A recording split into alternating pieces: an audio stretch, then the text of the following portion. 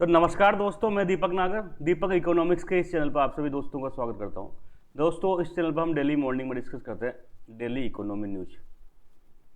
आज डेट 1 अक्टूबर 2023।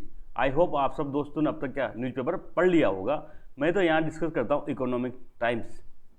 सबसे अच्छा न्यूज़पेपर आता है इकोनॉमी के लिए, लेकिन आपके लोगों के लिए ज़रूरी नहीं है इसको पढ़ना, आप समझ भी नहीं पाओगे और इतना आवश्यकता भी नहीं है एग्जाम के लिए। दोस्तों, आज का जो न्यूज़पेपर है बेसिकली उसमें ज़्यादा कोई खास बात नहीं है, लेकिन एक इम्पोर्टेंट न्यूज़ है। हमारे प्राइम मिनिस्टर नरेंद्र मोदी जी कल एक प्रोग्राम में शामिल हुए थे, एस्पिरेशनल ब्लॉग प्रोग्राम के संबंध में। एस्पिरेशनल ब्लॉग प्रोग्राम, यहाँ पे इन्होंने इस एस्पिरेशनल ब्लॉग के लिए एक पोर्टल लॉन्च किया गया था। तो इस सब के बारे में एस्पिरेशनल डिस्ट्रिक्ट प्रोग्राम क्या था, वो सक्सेसफुल रहा तो बाद में गवर्नमेंट ने एस्पिरेशनल ब्लॉक प्रोग्राम लॉन्च किया गया। इन सब के बारे में दोस्तों हम यहाँ पर डिटेल में डिस्कस करेंगे। सबसे पहले आप न्यूज़ पढ़िए, पीएम मोदी लॉन्चेड संकल्प सप्ताह। क्या किया है? एक संकल्प सप्ताह, मतलब अगले जो एक वीक है, बेसिकली जो 3 अक्टूबर से स्टार्ट होगा, उस एक वीक तक कुछ प्रोग्राम आयोजित की जाएंगी। For what?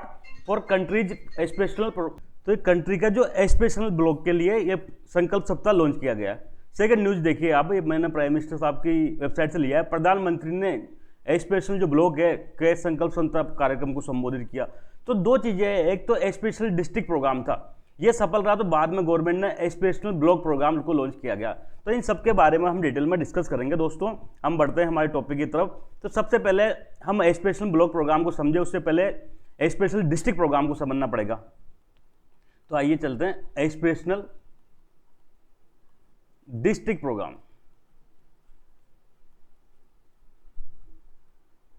एडीपी, इसको शॉर्ट में एडीपी कह सकते हैं हम।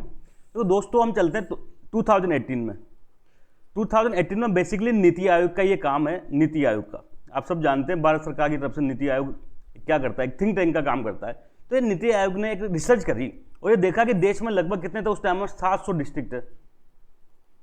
700 डिस्ट्रिक्ट थे देश में। तो इन्होंने देखा कि 700 डिस्ट्रिक्ट में से दोस्तों कई डिस्ट्रिक्ट बाकी डिस्ट्रिक्ट की तुलना में पीछे हैं डेवलपमेंट में।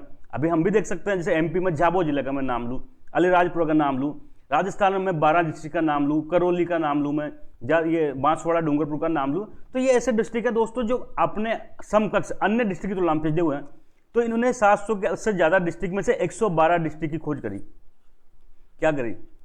112 डिस्ट्रिक्ट की खोज करी और उन्होंने पाया कि ये सोशियो इकोनॉमिक इंडिकेटर, गरीबी हो गया, भुखमरी हो गया, मेल न्यूट्रिशन हो गया, हेल्थ हो गया, एजुकेशन हो गया, ये सोशियो जो इकोनॉमी पैरामीटर हैं उसमें ये क्या है, ये डिस्ट्रिक्ट बैकवर्ड है कंपेयर टू अदर डिस्ट्रिक्ट। हम देखते हैं तो निजी जिंदगी हम देख सकते हैं कोटा की तुलना में 12 बैकवर्ड है, उसमें कोई दो राय नहीं है। तो इन्होंने ऐसा पाया कि भाई 100 में से 700 में से ज़्यादा में से 112 डिस्ट्रिक्ट सोशियो इकोनॉमिकल रूप से अपने समकक्ष से क्या है, बैकवर्ड है। तो ऐसे डिस्ट्रिक्ट को उन्होंने नाम दिया एस्पिरेशनल डिस्ट्रिक्ट प्रोग्राम। ये वही बात होगी दोस्तों, काले को काला नहीं कह के हम क्या कह देते हैं, श्याम वर्ण कह देते हैं। तो ऐसे इनको हमने बैकवर्ड नहीं कहा, जो बैकवर्ड 112 डिस्ट्रिक्ट थे इनको हमने बैकवर्ड नहीं कहा, इनको हमने क्या कहा, एस्पिरेशनल, आकांक्षावादी है ये एस्पिरेशनल डिस्ट्रिक्ट का। ठीक है, 112 जो बैकवर्ड थे, जहाँ पर सोशो इकोनॉमिक इंडिकेटर थे, जैसे चाहे एजुकेशन हो, चाहे हेल्थ हो, चाहे न्यूट्रिशन हो, चाहे वो ड्रिंकिंग वाटर हो, ये सब मामलों में बाकी डिस्ट्रिक्ट की तुलना में पिछड़े थे। तो ऐसे 112 डिस्ट्रिक्ट का इन्होंने क्या किया, आइडेंटिफाई किया और इनको क्या करेंगे, इनको डेवलपमेंट के लिए काम करेंगे।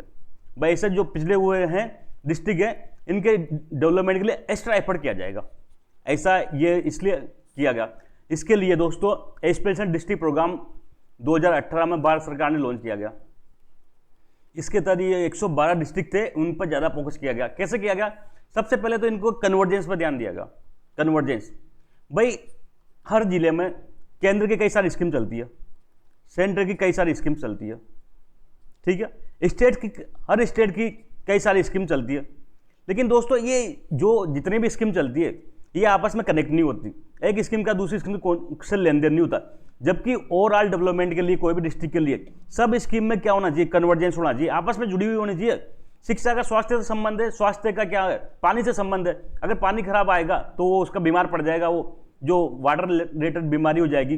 तो स्वास्थ्य जुड़ा हुआ है ड्रिंकिंग वाटर से, ड्रिंकिंग वाटर जुड़ा हुआ है सैनिटेशन से, ये सब चीज़ें आपस में जुड़ी हुई है। तो जितने भी भारत सरकार और केंद्र सरकार की स्कीम है उन सबका कन्वर्जेंस करो, आपस में मर्ज करो, मिलाओ और एक होलिस्टिक अप्रोच बना के डेवलपमेंट का काम करो।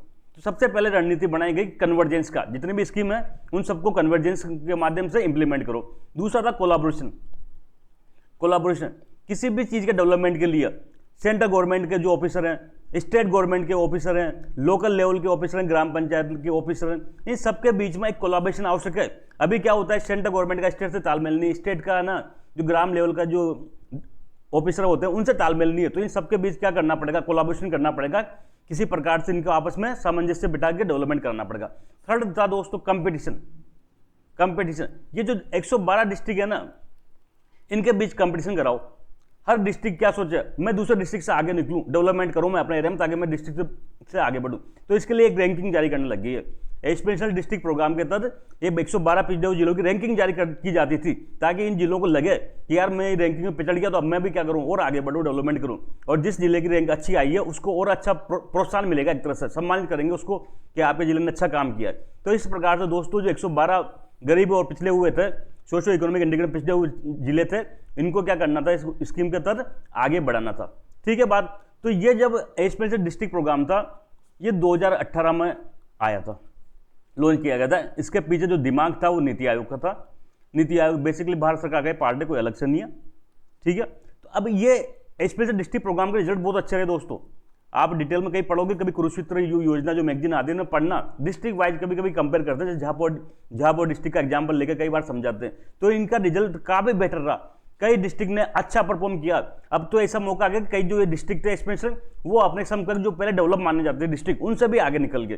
तो गवर्नमेंट ने सोचा कि अब एक काम और किया जाए, इसको एक स्टेप और आगे बढ़ाया जाए, केवल जिला लेवल पर नहीं, जिले से नीचे बढ़ाया जाए। तो जिले से नीचे आप जानते हो यूनिट होती है ब्लॉक, तालुका, ब्लॉक यूनिट होती है।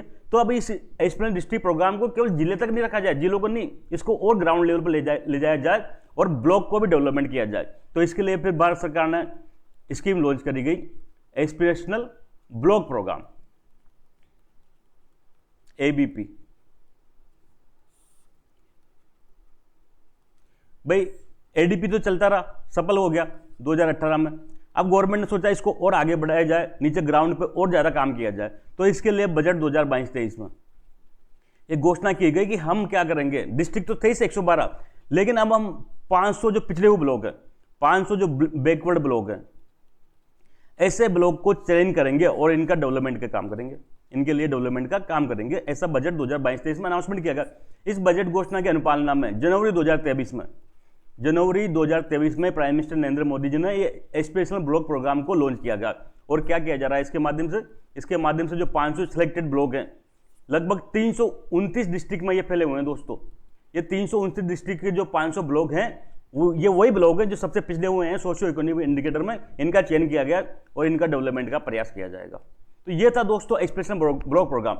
अब इसी ब्लॉक प्रोग्राम में क्या क्या परफॉर्मेंस हो रही है, कैसे काम हो रहा है, इसके लिए कल प्राइम मिनिस्टर जी ने पोर्टल लॉन्च किया गया। क्या किया गया, एक पोर्टल लॉन्च किया गया, कोई भी आम आदमी उस पोर्टल पर जाके पूरी प्रोग्रेस को देख सकता है। ये था पूरा मैटर दोस्तों।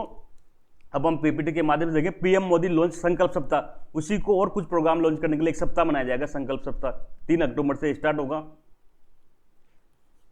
ए week long programme for aspirational blocks launched aspirational block programme portal, ABB portal भी लॉन्च किया गया। तो सबसे पहले हम चले एस्पिरेशनल डिस्ट्रिक्ट प्रोग्राम पे, एडीपी पे, जो 2018 में लॉन्च किया गया था। जिसका क्या ऑब्जेक्टिव था, जो 112 जो डिस्ट्रिक्ट थे सोशो इकोनॉमिक इंडिकेटर में बैकवर्ड थे अपने कंपेयर टू अपने समकक्ष डिस्ट्रिक्ट की तुलना में, ऐसे को क्या करना था, डेवलपमेंट करना था। इसका जो नोडल है बेसिकली गवर्नमेंट ऑफ इंडिया की तरफ से नीति आयोग ने इसको आइडेंटिफाई किया था। इसकी रणनीति क्या थी, कन्वर्जेंस करना, स्कीम के बीच में कोलाबोरेशन करना और कंपटीशन करना। कंपटीशन के लिए क्या करो, रैंकिंग प्रदान करो।